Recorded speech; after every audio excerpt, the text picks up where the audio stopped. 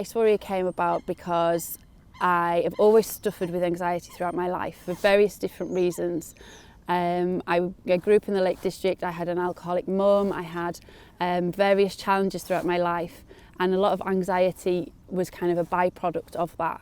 And I always struggled kind of controlling it. And I think in the beginning of lockdown, as many other mums and many other dads, many other people kind of struggled with different things, not being in control of what's going on outside, and also just managing homeschool, managing corporate jobs and all this kind of thing. So anxiety is a big kind of word for me that I have, but I manage, but I didn't manage it particularly well at the beginning of lockdown. And then Wim Hof made a little challenge on Facebook or something, do this challenge for 3 days. So I did it. So I did the breath work. I have to say within 2 or 3 days, my anxiety, my stress was controlled. I had a massive tool in my back pocket to go, right, I can do this. So I just kept on challenging myself.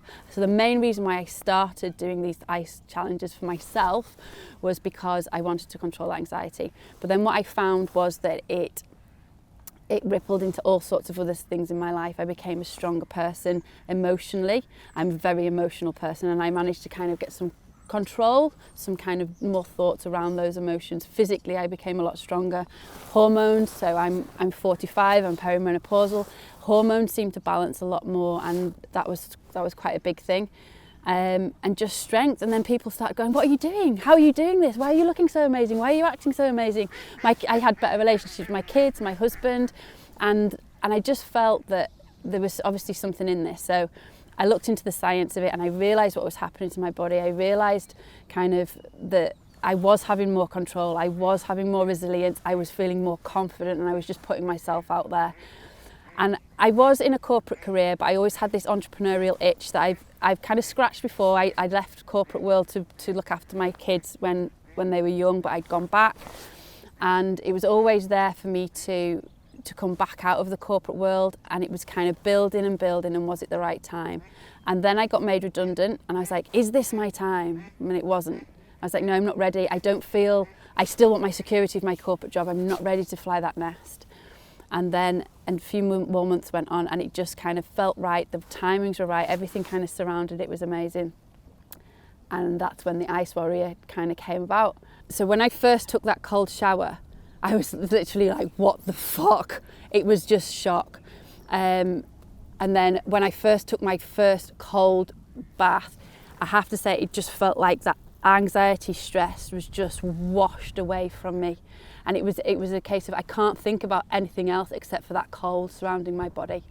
So it was just getting into that cold, and it's quite meditative in terms of when I get into it, and I go into I just kind of tune into my body, and all the stress just was taken away. It's like it was just washed out of my whole body and mind, and then I could start again. So I use it now as a prevention tool, obviously, because I do my cold every single day. But I also use it as a bit of a cure. So if things do start to go on top of me, I know what I need to do. I need to go and do my breath work, and I need to get in that cold water just to start again. There's a lot of overwhelm I get. So I put too much on my plate all the time. I have 2 young kids that I absolutely adore, but they take a lot of my life, take a lot of my time. My husband, the house, the job, the business, the dog, all those kind of things is just a little bit overwhelmed. Then you chuck Christmas into the mix, and then you chuck another few things into the mix, and it's just a lot to do. And I think what the breath work and what the cold does to me is it helps me put those things in perspective, and it helps me kind of take the overwhelm out of it and go, actually, you don't really need to clean the house today, and you don't really need to do all those things. For me, 5 years was a pretty poignant time, and it was a big change in terms of how I thought. So I had a ruptured ectopic pregnancy that was that I went into hospital with, and they left me for a period of 14 hours before they found out what it was. But I knew in that time, I knew that I was dying. I knew that my internal bleeding was taking over my body, and it was a scary situation. I was by myself in hospital. And then when the surgeon came to see me after they'd operated on me, they said I was very lucky and I had an hour to live. And those words echo to me. It's like, 1, why did you leave me for 14 hours and to have an hour to live? 2, it's like, I've got 2 kids and a husband, and I can't just be here one day and then be here the next day. So I think for me, that was a big turning point, which kind of led into kind of my health and wellness and managing my anxiety. And I think that was my wake up call in terms of what's important in life, and your health comes first. Your mental health, your physical health absolutely comes first.